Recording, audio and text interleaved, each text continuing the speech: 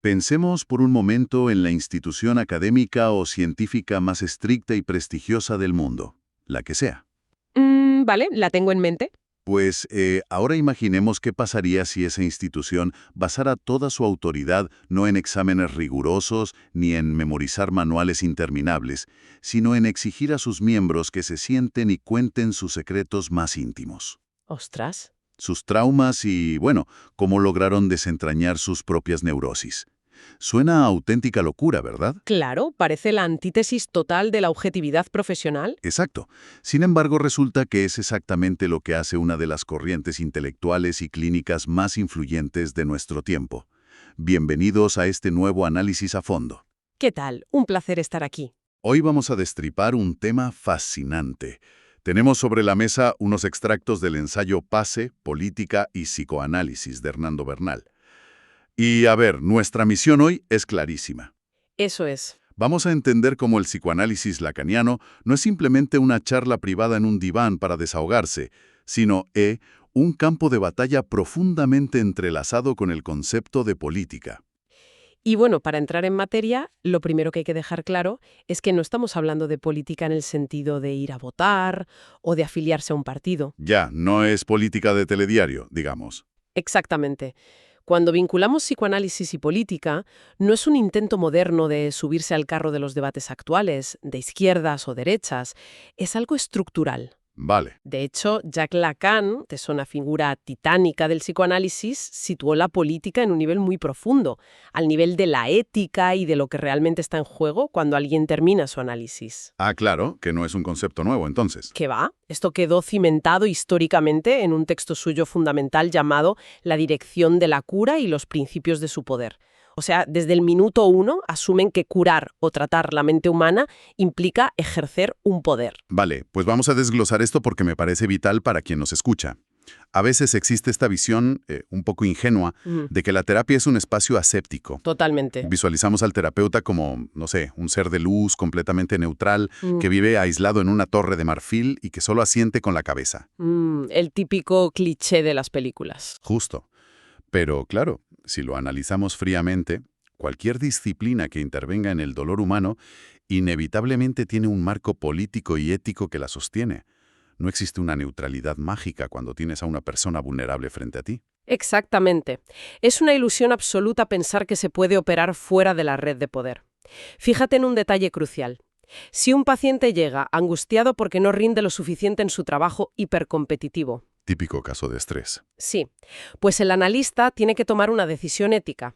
Su objetivo es reparar a esa persona para que vuelva a ser un engranaje productivo en el sistema. Ostras, ya. O su objetivo es ayudarle a descubrir por qué desea encajar en un sistema que le está destruyendo.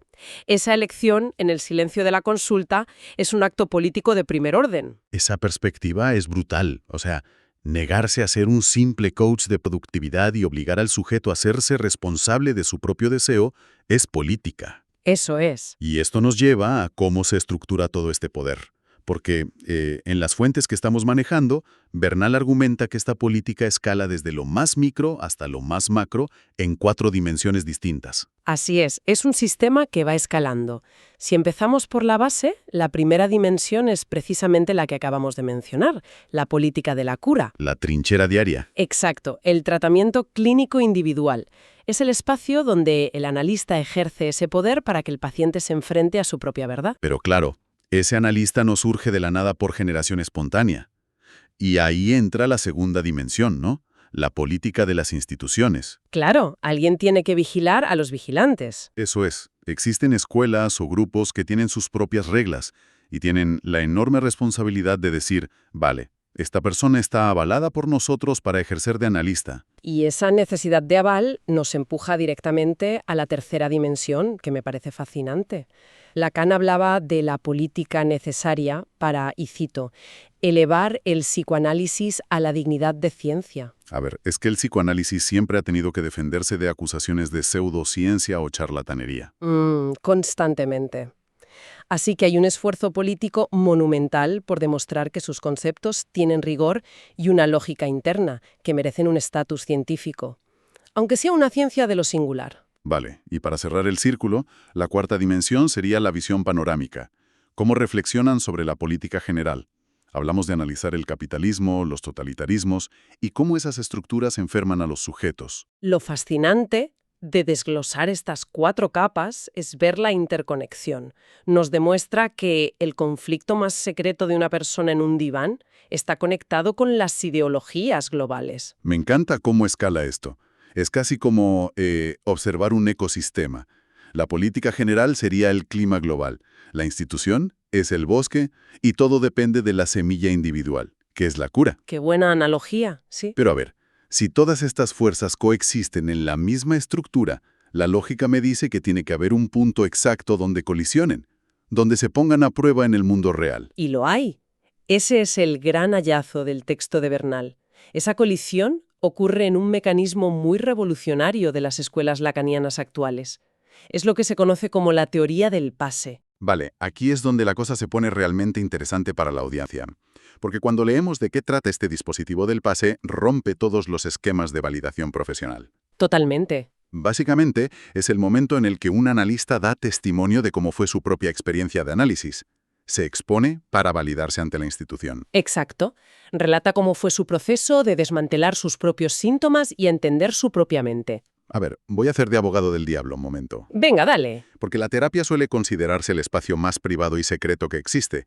Es casi un confesionario. Entonces, ¿por qué exigir que un analista cuente su experiencia personal más íntima para validarse? Ya. Visto desde fuera, parece violar la confidencialidad. ¿Cuál es el porqué de este mecanismo? Es una objeción fundamental, suena a paradoja, pero hay que entender que al dar este testimonio, el candidato no está contando cotilleos morbosos sobre su vida privada. No es un reality show de traumas. Menos mal. Lo que está haciendo es articular un saber lógico. Está demostrando cómo logró lo que en Lacan se llama atravesar el fantasma. Espera, frena ahí. Atravesar el fantasma. Para los que no leemos psicoanálisis francés en el desayuno, ¿podemos traducir eso? Sí, claro. El fantasma no es un espíritu con sábanas, obviamente. Ya me imagino. Es la lente inconsciente a través de la cual interpretamos la realidad. Ese guión oculto que nos hace repetir errores o elegir a las mismas parejas tóxicas una y otra vez. Ah, vale. O sea, el autosabotaje constante. Exacto. Atravesar ese fantasma significa darse cuenta de que ese guión era una ficción construida por uno mismo.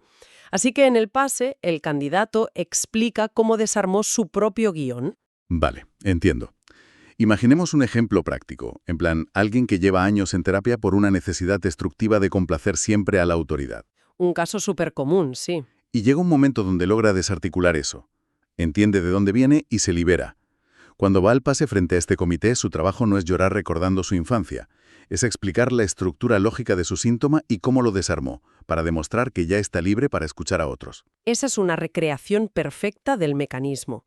No hay un mero desahogo, hay una demostración epistemológica. Al hacer este relato, el sujeto demuestra su posición ética. Dice que puede sostener el dolor de otro porque ya ha vaciado el suyo. ¡Qué potente! Y a la vez aporta conocimiento empírico para darle ese estatuto científico al psicoanálisis. Es la prueba viviente de que el método funciona. Conocimiento encarnado. Me parece una genialidad. Si lo comparamos con la universidad tradicional, la diferencia te vuela la cabeza. Allí te validan por memorizar manuales y aprobar exámenes tipo test. Claro, puro intelecto abstracto. Puedes tener un título en psiquiatría sin haber pisado jamás una consulta como paciente. Pero el pase te exige demostrar que tú mismo has sido transformado. Es como si a un arquitecto le exigieran enseñar los callos en sus manos por construir su casa, en lugar de enseñar unos planos teóricos. Esa metáfora del arquitecto capta la esencia pura de lo que Bernal subraya. Se evalúa una posición subjetiva real. Pero claro, si nos alejamos un poco y miramos la institución a gran escala, esto plantea un reto enorme. Exacto. ¿Qué pasa a nivel macro en la Asociación Mundial de Psicoanálisis? Porque ya entendemos el pase para el individuo, pero las fuentes dicen que la función política del pase se desarrolla en un ámbito sin procedimientos totalmente establecidos. Y ese es un punto de inflexión brutal. Bernal destaca que las formas del pase están, y esto es cita textual, abiertas a la invención. Pero a ver, eso suena a pesadilla burocrática, una institución sin reglas rígidas. Suena a caos total. Podría parecerlo desde fuera, pero es una decisión muy calculada. Si los procedimientos fueran rígidos, producirían analistas en serie como una fábrica. Al dejarlo abierto a la invención, generan un campo de objetos de estudio totalmente nuevo, que son los testimonios mismos. Ah, vale. Esto le da sentido a una cita de un texto de Nepomniachtchi de finales de los 90 que menciona Bernal. Dice que gracias al PASE se promueve una mutación fundamental en los hábitos de incorporación a un grupo analítico. Mutación fundamental, ojo, no es cambiar un logo, es que la institución evoluciona biológicamente. Y la palabra mutación es súper precisa. La institución se niega a acomodarse. Si el inconsciente humano es irrepetible, la institución no puede ser estática.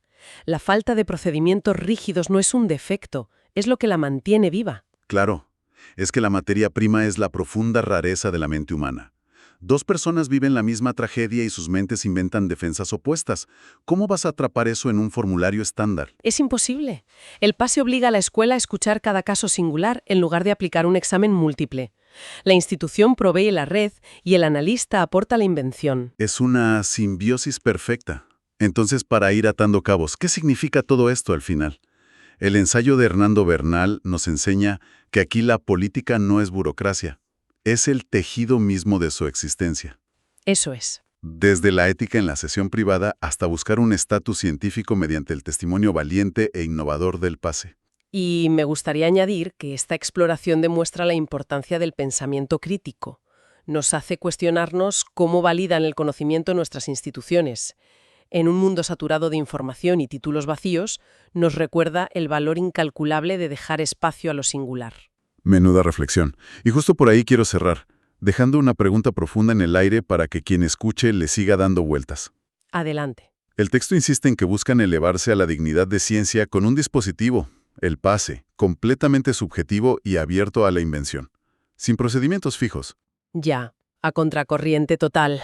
Frente a nuestra idea de la ciencia tradicional, con variables controladas y algoritmos, toca plantearse esto. Es posible que la verdadera dignidad científica al estudiar la complejidad de la mente humana solo se alcance abrazando la invención subjetiva en lugar de intentar forzarla en fórmulas y procedimientos estandarizados. Es un desafío directo a toda nuestra herencia científica, la verdad. Totalmente. Quizás sea el escenario donde se libra la batalla política más revolucionaria de todas. Muchísimas gracias por el tiempo invertido en esta exploración del conocimiento. Ha sido un lujo. Gracias a ti, ha sido fascinante. Hasta la próxima.